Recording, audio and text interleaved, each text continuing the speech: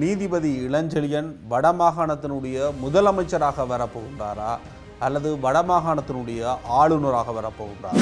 வடமாகாணத்தினுடைய முதலமைச்சராக வருவதென்றால் அவருடைய அரசியல் கொள்கை என்ன? அவர் இதுவரை காலமும் பேசிய விடயங்களிலிருந்து அவர் பேச போகின்ற, அவர் முன்னெடுக்க போகின்ற அரசியல் என்ன? தற்பொழுது ஆட்சியில் இருக்கின்ற தேசிய மக்கள் சக்தியினுடைய அரசியல் கொள்கைக்கும் அவருடைய அரசியல் கொள்கைக்கும் என்ன வித்தியாசம் இருக்க போகும்? ஐக்கிய நாடுகள் சபையின் மீது நம்பிக்கை தேவையில்லை. தற்பொழுது இருக்கின்ற அரசியல் ஒரு சாக்கடை. உள்ளக விசாரணை நம்ப முடியுமா? தற்பொழுதைய நீதித்துறை சுயாதீனமான நம்பகரமான ஒரு நீதித்துறை என்றால் தமிழ் மக்கள் உள்ளக விசாரணையை ஏற்றுக்கொள்ள வேண்டும். ஐநா அதே போன்று சர்வதேச நீதிமன்றங்கள் தொடர்பில் பேசுவது தேவையற்ற ஒரு விடயம். இது ஒரு புற்றுநோய். இதுதான் இளஞ்செழியன் பேச போகின்ற அல்லது முன்னெடுக்க போகின்ற அரசியலா? இது தொடர்பில் தான் இன்றைய பார்வைகள் விரிகின்றது.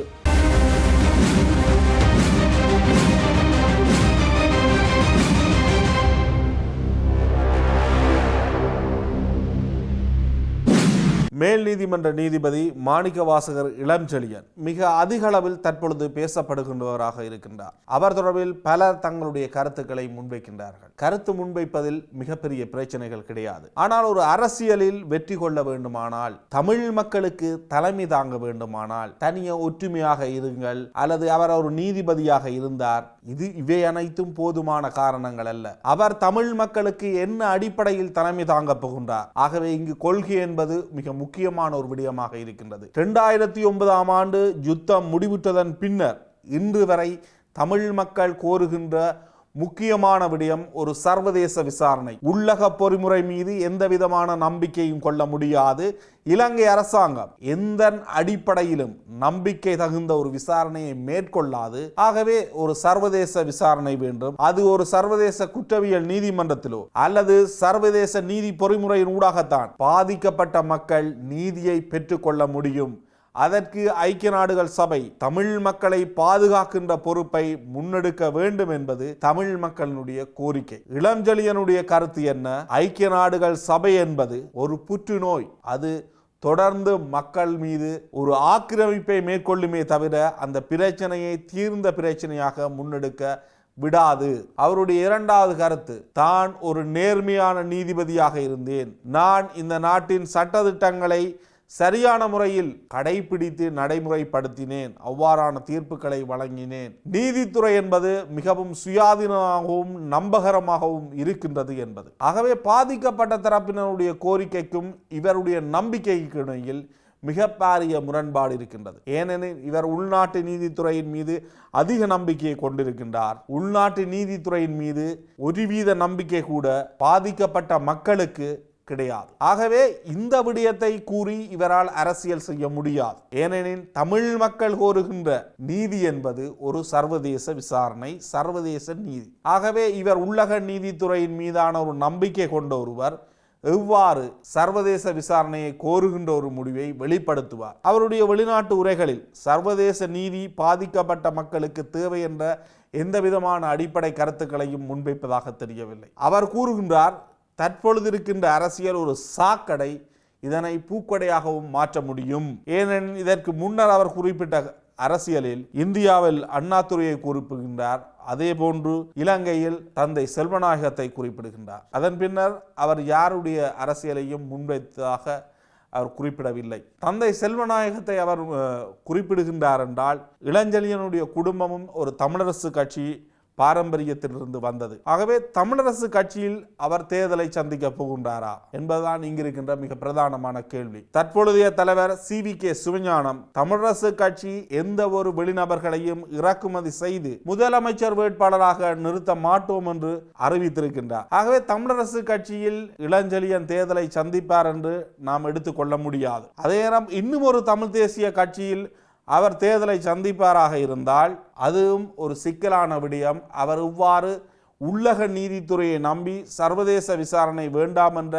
அடிப்படைகளை பேசுவது என்பது ஒரு கேள்விக்குறியாக மாறும். அடுத்த ஐக்கிய நாடுகள் சபையின் ஒரு புற்றுநோய் என்று கூறிவிட்டால் பிறகு ஜெனீவா தொடர்பில் பேசுவது எவ்வாறு, ஐநா தொடர்பில் பேசுவது என்பது எவ்வாறு, சர்வதேச நீதி என்பெல்லாம் எவ்வாறு பேச முடியும் என்ற கேள்விகளும். ஆகவே ஒரு தமிழ் தேசியம் சார்ந்த கட்சியில் அவர் அரசியல் செய்வது ஒரு சிக்கலுக்குரிய விடயமாக மாறும். ஆகவே தேசிய மக்கள் சக்தியில் அவர் தேர்தலை சந்திப்பார் என்ற ஒரு கணிப்பும் முன்வைக்கப்படுகின்றது. யாழ்ப்பாணத்தைச் சேர்ந்த தேசிய மக்கள் சக்தியைச் சேர்ந்த நாடாளுமன்ற உறுப்பினர்களும் அவ்வாறு தங்களுடைய முகப்புத்தகத்தில் போட்டிருக்கின்றார்கள். அதாவது கருத்து கணிப்பு கேட்பது போன்ற விடயங்கள் முன்னெடுத்திருக்கின்றார்கள். அப்படி பார்த்தால் அவர் தேசிய மக்கள் சக்தியில் தேர்தலை சந்திப்பாரா? தேசிய மக்கள் சக்தியில் தேர்தலை சந்திப்பதென்றால் தமிழ் தேசியம் சார்ந்து பேசுவது ஏன்? அவர் விடுதலை புலிகளை பற்றி பேசுகின்றார், தான் முன்னைய காலத்தில் வழங்கிய தீர்ப்புகளை பற்றியெல்லாம் பேசுகின்றார். ஆகவே தமிழ் தேசியம் என்பதை தன்னுடைய ஒரு அரசியல் வரவுக்காக அவர் பயன்படுத்துகின்றாரா? ஏனெனில் தேசிய மக்கள் சக்தியுடன் இவர் தொடர்படுவதற்கான மிக முக்கிய காரணம் தற்பொழுதைய அரசியல் என்பது ஒரு சாக்கடை, ஐநா என்பது ஒரு தேவையற்ற விடயம், அது ஒரு புற்றுநோய் போன்று. அதே நேரம் இலங்கையினுடைய நீதித்துறை ஒரு நம்பகமான நீதித்துறை.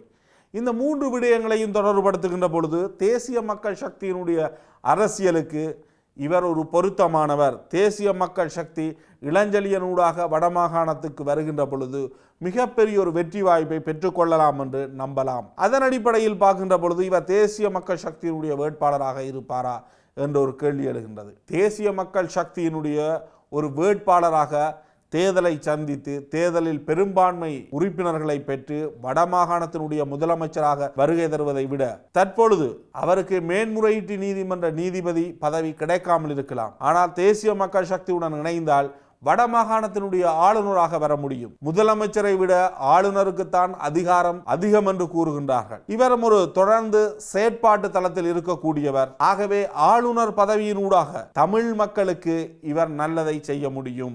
ஏன் இவர் முதலமைச்சராக வர வேண்டும் என்ற கேள்வி எழும். அதே போன்று ஆளுநராக வருகின்ற பொழுது அவர் ஒரு கட்சி சார்ந்த பிம்பம் தேவைப்படாது. அவர் ஒரு முன்னாள் நீதிபதி என்ற அடிப்படையில் கூட அவரை ஆளுநராக நியமிக்க முடியும். அதே நேரம் அவரும் ஒரு அரசியல் கலப்படம் இல்லாமல் தான் ஒரு ஆளுநராக செயற்பட முடியும். எனினும் அவர் ஒரு ஜனாதிபதியின் பிரதிநிதியாகத்தான் வடமாகாணத்தினுடைய ஆளுநராக இருப்பார். ஒரு நீதிபதியாக இருந்து கொண்டு தான் எவ்வளவு நேர்மையாக செயற்பட்டேன், எவ்வளவு வித்தைகளை விட்டேன் என்று வெளிப்படையாக கூறக்கூடிய இளஞ்செழியன் ஒரு ஆளுநராக இருந்து கொண்டு தான் செயற்பட்ட விதத்தையும் பின்னொரு காலத்தில் மிக பிரபல்யமாக பேசுவதற்கு வாய்ப்புகள் அமையும். ஆகவே அவர் வடமாகாணத்தினுடைய ஒரு முதலமைச்சராகத்தான் வரப்போகின்றாரா என்ற கேள்வி எழுகின்றது. தேசிய மக்கள் சக்தியுடன் இணைந்தால் வடமாகாணத்தினுடைய ஆளுநரை விட வடமாகாணத்தின் முதலமைச்சர் பதவியை விட அதிகாரம் பொருந்திய ஆளுநராகவே அவர் வரலாம். அவர் பேசுகின்ற கருத்துக்களின் அடிப்படையில் பார்க்கின்ற பொழுது தமிழ் தேசியம் சார்ந்த ஒரு கட்சியினுடைய பிரதிநிதியாக வருவதற்கு வாய்ப்புகள் குறைவு.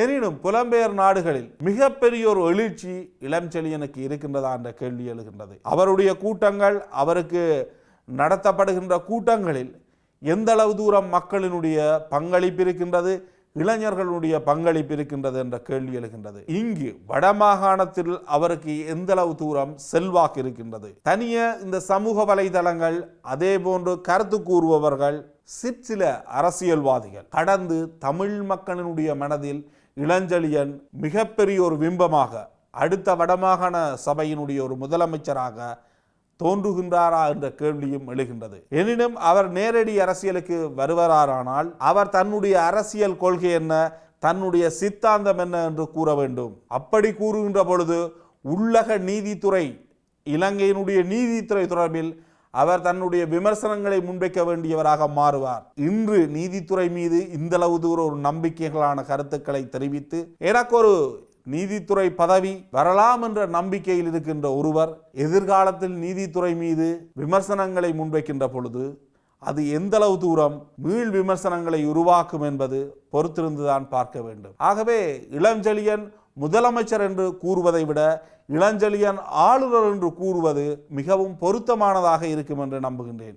ஏனெனில் தற்பொழுது அவருடைய அரசியல் சித்தாந்தம் என்ன, அரசியல் கொள்கை என்ன என்பது தெரியாமல் இருக்கின்றது.